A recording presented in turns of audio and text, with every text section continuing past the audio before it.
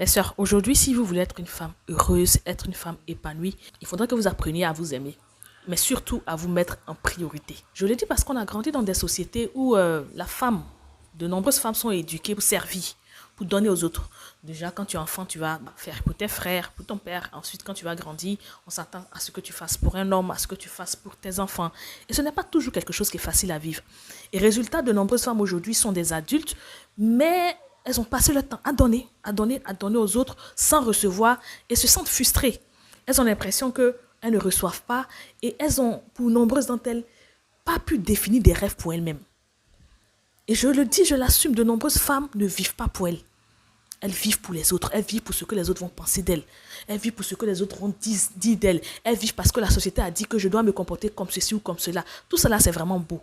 Mais toi-même, là, tu veux quoi pour ta vie? Parce que c'est ça qui est le plus important.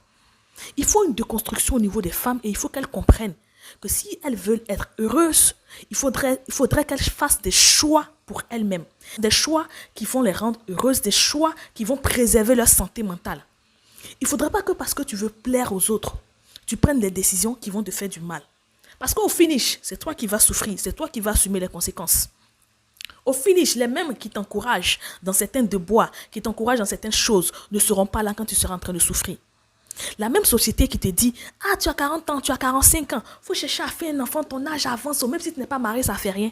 La même société demain va te critiquer pour dire que tu es mère célibataire et que c'est parce que tu n'as pas été une bonne femme que tu n'as pas eu un bon homme.